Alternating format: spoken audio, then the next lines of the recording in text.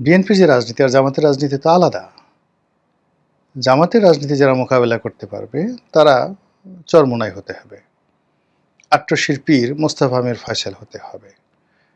কিংবা ধরুন জামাতকে মোকাবেলা করার জন্য সেই মাঝভান্ডারী নজিবুল হক মাঝভান্ডারী তাকে যেভাবে শেখ হাসিনা সামনে নিয়ে এসেছিলেন, জামাতকে মোকাবেলা করার জন্য ইনকিলাব, মাওলানা মান্নান, জমিয়তুল মুদাসসিরিনের যে একটা বিশাল ২ লক্ষ ২.৫ লক্ষ মাদ্রাসার শিক্ষক আছে, তাদেরকে যেভাবে প্রেসিডেন্ট জিয়াউর রহমান কাছে টেনে নিয়েছিলেন, প্রমোট করেছিলেন, টাকা দিয়েছিলেন, ফলে কি হতো, জামাতকে তারা রাজনৈতিকভাবে মোকাবেলা করতে পেরেছিলেন। বিএনপির সেই আদি জামানা। আসসালামু আলাইকুম রহমতুল্লাহি অবরকাতুহু। সম্মানিত দর্শক,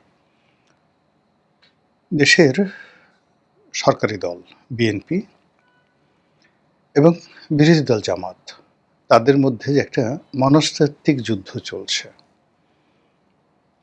এবং এই যুদ্ধ মন এবং মস্তিষ্ক দুটাকেই রীতিমতো বিষাক্ত করে তুলেছে। তা আমরা বুঝতে পারছি তাদের যে অঙ্গ সংগঠন ছাত্রদল এবং ছাত্র শিবিরের মধ্যে যে উত্তেজনা, সেই উত্তেজনার মাধ্যমে প্রধানমন্ত্রী তারেক রহমান এবং আমিরে জামাত জনাব শফিকুর রহমান, ডাক্তার শফিকুর রহমান, তারা দুজনই সংসদে যে আচরণ করছেন এটি মূলত ফরমাল। একজন আরেকজনের সঙ্গে ভাব বিনিময় করছেন, সালাম বিনিময় করছেন এবং মুখোমুখি কথা বলতে গিয়ে অথবা সংসদে ভাষণ দিতে গিয়ে তারা প্রাণান্ত চেষ্টা করছেন মূলত পারস্পরিক সৌহার্দ্যপূর্ণ একটি সম্পর্ক রক্ষা করার জন্য। কিন্তু তাদের এই যে ব্যবহার বা মন মানসিকতা, এটার সঙ্গে আসলে তাদের চিন্তার কতটুকু মিল আছে এটি নিয়ে দেশবাসী কিন্তু যথেষ্ট সন্দেহ রয়ে গেছে। এর কারণ হলো বিএনপি এবং জামাতের যারা শীর্ষ নেতৃবৃন্দ রয়েছেন, তারা যে অভিযোগগুলো করছেন একে অপরের বিরুদ্ধে, সেই অভিযোগগুলো হলো ইলেকশন ইঞ্জিনিয়ারিং। এক পক্ষ অন্য পক্ষকে দায়ী করছেন যে বিএনপি ইলেকশন ইঞ্জিনিয়ারিং করে আসছে এবং লন্ডনে যে বৈঠক হয়েছে জনাব ডক্টর মোহাম্মদ ইউনূসের সঙ্গে, সেখানে মূলত ডক্টর মোহাম্মদ ইউনূসের মাস্টার প্ল্যান, আমেরিকার ডিপ স্টেটের গ্রিন সিগন্যাল, তারপর দিল্লির গ্রিন সিগন্যাল, এইগুলো সব একত্র করে আওয়ামী লীগের যে ভোট ব্যাংকগুলো রয়েছে সেগুলো আওয়ামী লীগের সভানেত্রী, দিল্লির অজিত দোভাল, এদের সকলের গ্রিন সিগন্যাল নিয়ে হিন্দু ভোট এবং আওয়ামী লীগের ভোট একচেটিয়াভাবে বিএনপিকে দেওয়া হয়েছে জিতিয়ে আনার জন্য। অর্থাৎ ভোটের মাঠে একটা ইঞ্জিনিয়ারিং হয়েছে, ফলাফল ঘোষণার ক্ষেত্রে ইঞ্জিনিয়ারিং হয়েছে বলে সন্দেহ করা হয়, আরও অনেক কিছু। অন্যদিকে সরকারি দল বলার চেষ্টা করছে যে নর্মালি এরা তো আসলে 10-12টা বেশি সিট পাওয়ার কথা না, জামাতের যারা লোকজন রয়েছে কে পাবে, এরাও আসলে ইঞ্জিনিয়ারিং করে এসেছে। এবং এই সকল যে পারস্পরিক বিদ্বেষ, এই বিদ্বেষের মধ্যে অনেক কিছুতেই রীতিমতো ঘৃণা ছড়িয়ে পড়ছে এবং সেটা আমরা দেখতে পাচ্ছি বিভিন্ন নির্বাচনী এলাকাতে। বিশেষ করে একজন সংসদ সদস্য, তিনি বেদমভাবে মার খেয়েছেন, তার গাড়ি ভাঙচুর করা হয়েছে এবং তিনি সংসদে এসে প্রাণের যাকে বলা হয় জীবনের নিরাপত্তা তিনি চেয়েছেন এবং তিনি বলেছেন যে তিনি যে দৌড়ে মসজিদের ভিতরে না পালাতেন তাহলে হয়তো তাকে মেরেই ফেলা হতো। একজন সংসদ সদস্য জামাতের। এই যে এমপিদের গায়ে হাত তোলার অভ্যাস শুরু হলো, এটা আমাদের দেশে কিন্তু আগে হয়নি। আগে এমপিদের যতটা লাঞ্ছনা গঞ্জনা, এটারও সাধারণত অভ্যন্তরীণ যে দ্বন্দ্ব সংঘাত, এই কারণেই হতো। কিন্তু এইবার দেখা গেল যে প্রতিপক্ষ সরাসরি এমপিকে আক্রমণ করছে। তাহলে যারা মন্ত্রী আছেন, এমনকি প্রধানমন্ত্রী আছেন, তারাও আগামীতে মান সম্মান নিয়ে সমাজে চলতে পারবেন, ওই জিনিসটি নষ্ট হয়ে গেছে এবং এটা ইউনূস জমানার একটা ধারাবাহিকতা। ডক্টর মোহাম্মদ ইউনূস ক্ষমতা আসার পর যে সেই মবতন্ত্রকে ঢাকা বিশ্ববিদ্যালয়ের ভাইস চ্যান্সেলর, কে শিক্ষামন্ত্রী, কে শিক্ষা উপদেষ্টা, কে আইন উপদেষ্টা, ডাজ নট ম্যাটার। কে পুলিশের আইজি, কে সেনাবাহিনী প্রধান, does not matter. Awami League জমানাতে কে প্রধানমন্ত্রী, কে কোন মন্ত্রী ছিল, ব্যাপার নয়। সবাইকে ডিম মারো, লাথি মারো, হ্যান্ডকাপ পরাও, আর পিঠমোড়া করে বেঁধে তাদেরকে প্রিজন ভ্যানে করে আনো, আর প্রিজন ভ্যান থেকে নামাও এবং সবাইকে হেলমেট পরে সেই কোর্ট কাছারিতে হাজির করো। এই যে একটা নির্মমতা, রাজনীতিবিদদেরকে ছোট করার, হেয় করার যে একটা প্রবণতা, এই প্রবণতা কিন্তু এখনো থেমে থাকেনি, বরং এগুলো আরও বেড়ে গেছে। সরকারের যে হানিমুন পিরিয়ড, সেই হানিমুন পিরিয়ডে 6 মাস হিসেবে ধরে নেওয়া হয়েছিল যে 6 মাস সরকারের হানিমুন পিরিয়ড যাবে, কিন্তু 2 মাসের মাথাতেই সরকারের ভিতরে এক ধরনের আতঙ্ক তৈরি হয়ে গেছে। আর বিরোধী দল যারা আছে তারা কোনো অবস্থাতেই 6 মাস পর্যন্ত তারা অপেক্ষা করতে পারছে না। তারা পারে তো আজকেই সরকারকে টেনে হেঁচড়ে নামায়। আর এর সঙ্গে আওয়ামী লীগ বা তাদের সহযোগী যে সকল দল, নেতাকর্মী, দেশি বিদেশি চক্র, তারা তো একেবারে ওত পেতে বসে আছে যে কখন বিএনপি ফাঁদে পড়বে, কখন জামাতে ফাঁদে পড়বে। তারা আসলে এখানে যে তৃতীয় যে শক্তিটি আওয়ামী লীগের নেতৃত্বে, তৃতীয় শক্তিটি ফাঁদ পেতে বসে আছে। এবং তারা যে আসলে এখানে বিএনপি এবং জামাত দুজনের সঙ্গে খেলবে, অথবা একজনকে দিয়ে আরেকজনের বিরুদ্ধে খেলবে, একজন দ্বারা আরেকজনকে লেলিয়ে দেবে। যেমন দেখা গেল নির্বাচনের যে সময়, তখন আওয়ামী লীগের মনে হয়েছে যে জামাত ক্ষমতায় যেন না আসতে পারে, বিএনপিকে ক্ষমতা আনতে হবে। কিন্তু এখন তারা মনে করছে যে এটা তাদের একটা ভুল সিদ্ধান্ত হয়েছে। এবং স্বয়ং শেখ হাসিনা তার ভাষণে তিনি নানা রকম নেতিবাচক কথা বলেছেন, অথচ ভোটের সময় মোরালেস দিল্লি থেকে, কলকাতা থেকে, লন্ডন থেকে যে আওয়ামী লীগের সূত্রগুলো রয়েছে, তার সঙ্গে সঙ্গে তাদের যে সকল ডিপ্লোম্যাটিক চ্যানেল রয়েছে, সব জায়গা থেকেই বিএনপিকে ভোট দেওয়ার ব্যাপারে গ্রিন সিগন্যাল দেওয়া হয়েছিল, যেটি এখন বুমেরাং হয়ে গেছে। এবং তারা বলছে যে না, বিএনপি আসলে আমরা যে ভোট দিয়েছি এটা ভুল করেছি, বিএনপি আমাদের জন্য কিছু করছে না, করবেও না। তো কাজেই তারা বিএনপিকে বিপদে ফেলবে, এটা স্বাভাবিক। এবং সেই বিপদে ফেলার জন্য তাদের প্রথম পছন্দ হবে জামাতকে শক্তিশালী করা, জামাতকে ইনফ্লুয়েন্স করা, অথবা বিএনপির ঘাড়ের উপর ভর করে জামাতকে উত্তেজিত করা এবং জামাতকে পথে ঘাটে অপমান করা। যেমন দেখা গেল যে যেহেতু ভোটের মাঠে একটা সমীকরণ হয়েছে এবং তারা অনেকেই এখন বিএনপির সঙ্গে মিশে গেছে, আওয়ামী লীগের লোকজন, জামাত এখন উল্টো এদেরকে গুপ্ত বলছে, আওয়ামী লীগের লোকদেরকে গুপ্ত বলছে এবং বিএনপি লোকদেরকে গুপ্ত বলছে। এবং এটা নিয়ে যখন বাহাস চলছে, তখন এই বাহাসের একটা ক্ষেত্রে দেখা গেল যে জামাতের কোনো শীর্ষ একজন নেতাকে এখানে আক্রমণ করা হলো, পিছনে ইন্ধন দিল আওয়ামী লীগের লোকজন, সামনে ফেজে চলে আসলো, একটা সাজানো নাটক হয়ে গেল। এবং সেখানে দেখা গেল যে বিএনপি যারা নেতাকর্মী, তারা সেই ফাঁদে পা দিয়ে একটা অকারেন্স ঘটিয়ে ফেলল। এবং এটা নিয়ে যখন একটার পর একটা অকারেন্স ঘটতে থাকবে, ঘটতে থাকার পর জামাতের যে রেজিমেন্টাল ফোর্স, শিবিরের যে রেজিমেন্টাল ফোর্স, তাদের অর্থ আছে এবং গত 18 মাসে বা ইউনূস সাহেবের জমানাতে তারা যে শক্তিমত্তা অর্জন করেছে, আত্মবিশ্বাস অর্জন করেছে, রাষ্ট্র পরিচালনার কৌশলগুলো রপ্ত করেছে, এবং তারা তাদের যে বিভিন্ন লোকজন প্রশাসনের অতি গুরুত্বপূর্ণ জায়গাগুলোতে যেভাবে তারা সেট আপ করে ফেলেছে, এবং রাজনৈতিক সমীকরণে তারা অনেক মানুষকে, দেশি এবং বিদেশি অনেক পক্ষকে নিজেদের কাছাকাছি আনতে পেরেছে। সাহিত্যিক, সাংবাদিক থেকে শুরু করে অন্য যে সকল মানুষ কখনো জামাতের দিকে ফিরে তাকাতেন না, তারাও এখন জামাতের সঙ্গে একই মঞ্চে তারা বসেন। তো এই যে অবস্থা চলতেছে, সেই অবস্থা দিয়ে তারা সহজে ছাড়বেন না, এবং এটা বিএনপি জানে।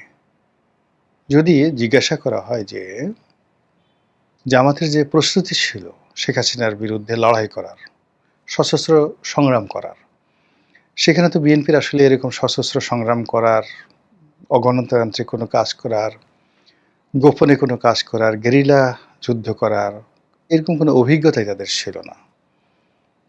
তারা রাজপথে নিয়মতান্ত্রিক আন্দোলন করবে, লড়াই করবে, বড় বড় কথা বলবে, পার্লামেন্টে বড় বড় কথা বলবে, মন্ত্রিত্ব করবে, এটাকেই মনে করে রাজনীতির লক্ষ্য এবং উদ্দেশ্য। কিন্তু জামাত তাদের যে লাইন অফ, সেই লাইন আপে জেহাদ করা, সেই লাইন আপে বিপ্লব করা, সেই লাইন আপে খেলাফত প্রতিষ্ঠা করা, সেই লাইন আপে আরও অনেক কিছু করার যে অ্যাম্বিশন, অভিজ্ঞতা, কানেক্টিভিটি এবং তাদের সামনে অনেকগুলো বাস্তব অভিজ্ঞতা রয়েছে, বাস্তব উদাহরণ রয়েছে।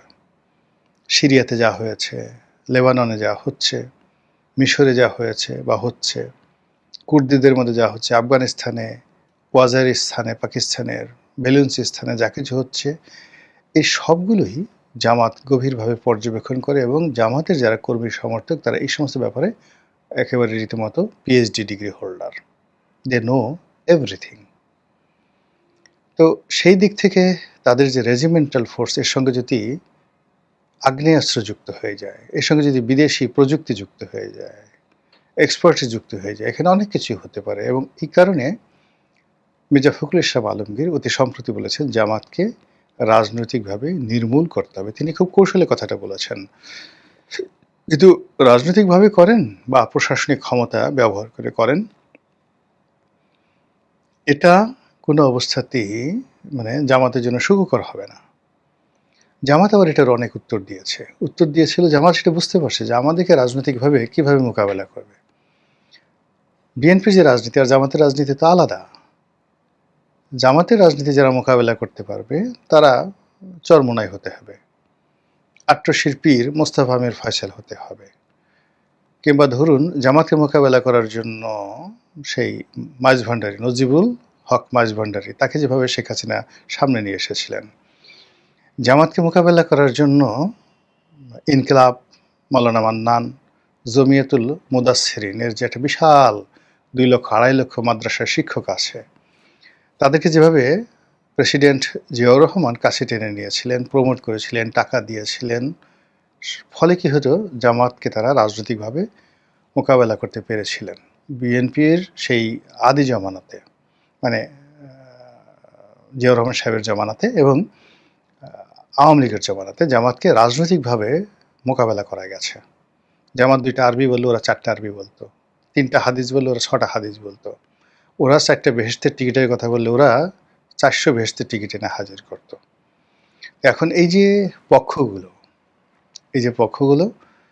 সেই পক্ষগুলোর মধ্যে ধরুন হেফাজত ইসলাম, তাদের মধ্যে কয়টা গ্রুপ আছে, কওমি লাইনে কয়টা গ্রুপ আছে, তাবলিগে কয়টা গ্রুপ আছে, এবং এইদের সবার সঙ্গে পলিটিক্যালি যে মোটিভেট করে এদের পুরো শক্তিটাকে জামাতের বিরুদ্ধে ব্যবহার করে জামাতকে রাজনৈতিকভাবে নির্মূল করবে, এইরকম লোক বিএনপিতে একজনও নেই, নট এ সিঙ্গেল ওয়ান। তাহলে কি করতে হবে? সেটা হলো রাষ্ট্রীয় ক্ষমতা ব্যবহার করতে হবে তাদের বিরুদ্ধে, মামলা, মোকদ্দমা, হামলা। এই জন্য জামাত খুব স্পষ্টভাবে বলছে যে আপনারা বিএনপি হওয়ার চেষ্টা করছেন, না আপনারা আওয়ামী লীগ হওয়ার চেষ্টা করছেন, কোনোদিন আওয়ামী লীগ হতে পারবেন না। অর্থাৎ আওয়ামী লীগ যেভাবে প্রশাসনকে কুক্ষিগত করে জামাত নির্মূলের চেষ্টা করেছে, ওটা আপনি কোনোদিন পারবেন না, 100 বার চেষ্টা করেও পারবেন না। এর কারণটা হলো আওয়ামী লীগের যে একছত্র আধিপত্য ছিল সব জায়গাতে, সেই আধিপত্যটা বিএনপি প্রতিষ্ঠা করতে পারবে না। এখানে আওয়ামী লীগের লোক আছে, বিএনপির লোক আছে এবং জামাতের লোক আছে, এবং টিল নাও আজকের দিন পর্যন্ত প্রশাসনের যে গুরুত্বপূর্ণ জায়গাগুলো এখন পর্যন্ত, একেবারে একটা ইউরো থেকে শুরু করে সচিবালয়ের সচিব পর্যন্ত, টিল নাও জামাত বেটার পজিশনে, দ্বিতীয় পজিশনে আওয়ামী লীগ, থার্ড পজিশনে বিএনপি। তো কাজেই যদি কঠোর হওয়ার নির্দেশ দেওয়া হয় জামাতের বিরুদ্ধে, এটা ল্যাপস হয়ে যাবে এবং এখানে আওয়ামী লীগের লোক খেলবে, অন্যান্য যারা লোক আছে তারা সবাই খেলবে। ফলে এই যে রাজনৈতিকভাবে জামাতকে নির্মূল করার যে পরিকল্পনা, এটা জামাত মনে করছে এটা বাস্তব হবে না। বরং জামাত যেটা চেষ্টা করছে যে ঠিক আছে, তাদেরকে বলতেছে, জামাতের যারা লোকজন আছে খুব অকথ্য এবং অশ্রাব্য ভাষায় তারা বিএনপিকে আক্রমণ করছে। কেউ বলছে আপনারা কীভাবে পালাবেন, পালানোর জন্য আপনাদের তো কোনো রাস্তা নেই। কেউ বলছে আপনি গুপ্ত, তারেক রহমান সাহেবকে উদ্দেশ্য করে সরাসরি বলছে যে আপনি তো লন্ডনে গুপ্ত ছিলেন, গুপ্ত অবস্থায় ছিলেন। তাও জামাতের চতুর্থ পঞ্চম সারি যারা নেতৃবৃন্দ রয়েছেন তারা সে সকল কথাবার্তা বলছেন। সবাই বলার চেষ্টা করে জামাতের নেতাদের বা জামাতের বি টিম, সি টিম তারা বলছেন যে বর্তমানে এখন পর্যন্ত সংবিধান অনুযায়ী টিল নাও বৈধ প্রধানমন্ত্রী শেখ হাসিনা। সংসদ বৈধ, তার সংসদ বৈধ, সবকিছু। এই রাষ্ট্রপতি বৈধ। আর এরপরে যা কিছু হয়েছে নিউজ থেকে আজকের দিন পর্যন্ত সব অবৈধ। কল্পনা করতে পারেন যে কিভাবে রাজনীতি ক্রমশ জটিল থেকে জটিলতর হয়ে যাচ্ছে। আর এই সকল কথা কিন্তু মানুষের মনের মধ্যে নানা প্রশ্ন তৈরি করছে, অস্থিরতা তৈরি করছে, উদ্বেগ তৈরি করছে, উৎকণ্ঠা তৈরি করছে। কিন্তু তার এগেইনস্টে সরকারের পক্ষ থেকে যে একটা ন্যারেটিভ তৈরি করবে বা এই কথাগুলোর যে উত্তর দেবে, শিশির মনির যা বলছে, ব্যারিস্টার ফুয়াদ যা বলছে, কিংবা ব্যারিস্টার শাহরিয়ার যা বলছে, এই কথাগুলোকে তারা মনে করছে বিএনপি যারা লোকজন যে এগুলোর উত্তর দেওয়ার দরকার নেই। কিন্তু এগুলো তারা যাই সামনে আনছেন, এগুলো সবই কিন্তু ইথারে থেকে যাচ্ছে। It's a many many dot. ধরুন আমরা যারা কথা বলেছি শেখ হাসিনার বিরুদ্ধে 2014 সনে, তারা এই জিনিসগুলো মনে করছে আরে কি রনি কি বলছে না বলছে, কিন্তু সেই জিনিসগুলি 2024 সনে এসে অক্ষরে অক্ষরে বাস্তবায়িত হয়ে গেছে। ডক্টর মোহাম্মদ ইউনূসের বিরুদ্ধে আমরা যে সকল কথাবার্তা বলেছি 2024 সনের আগস্ট মাসের ধরেন 10 তারিখে 12 তারিখে, তো সেই কথাগুলি দেখা গেল 2025 সনে এসে আগস্ট মাসে 1 বছরের মাথায় সেগুলো ফলতে শুরু করেছে। ফলে এখন বিএনপি সম্পর্কে যে সকল নেতিবাচক কথাবার্তা জামাতের একেবারে তৃতীয় সারি, চতুর্থ সারি নেতৃবৃন্দ, ইয়াং নেতৃবৃন্দ বলছেন, এটাকে বিএনপি যারা ক্ষমতাধর লোকজন তারা ইগনোর করছেন, কিন্তু নট লাইক দ্যাট। এগুলোকে মোকাবেলা করতে হবে এবং এর বিপরীতে রাজনৈতিক ন্যারেটিভ বিএনপির থাকতে হবে। কিন্তু এখন একজন ফুয়াদের কথা রেসপন্ড করার জন্য, যেমন ধরুন আজিজুল বারী হেলাল আছেন, অ্যাটর্নি জেনারেল ব্যারিস্টার কাজল আছেন, তারপর আইনাঙ্গনে অন্যান্য যারা আছেন, এমনকি ফারজানা পুতুল আছেন যিনি মন্ত্রী, ইয়াং যে সকল নেতৃবৃন্দ রয়েছেন যাদের ব্যারিস্টারি ডিগ্রি আছে, এই যে নতুন এমপি হলেন শাকিলা ফারজানা, তিনি আছেন, আরও অনেকে আছেন। তো তারা এই কথাগুলোর জবাব দিতে পারেন, কাউন্টার কথাগুলো বলতে পারেন, এবং এগুলো হয় কি তখন মানুষ বিচার করবে, বিশ্লেষণ করবে। কিন্তু পুরো বিষয়টা হলো যে জামাত যে সকল কথাবার্তাগুলো বলছেন তাদের নেতৃবৃন্দর মাধ্যমে যে ন্যারেটিভগুলো তৈরি করে ফেলছে, সেইগুলোর বিপরীতে বিএনপি এখন পর্যন্ত টু শব্দই করেননি। ফলে যখন সত্যিকার অর্থে ঘন্টা বেজে যাবে তখন কিন্তু আর কিছু করার থাকবে না। মহান আল্লাহ আমাদের সবাইকে হেদায়েত দান করুন, হেফাজত করুন। আসসালামু আলাইকুম ওয়া রাহমাতুল্লাহি ওয়া বারাকাতুহু।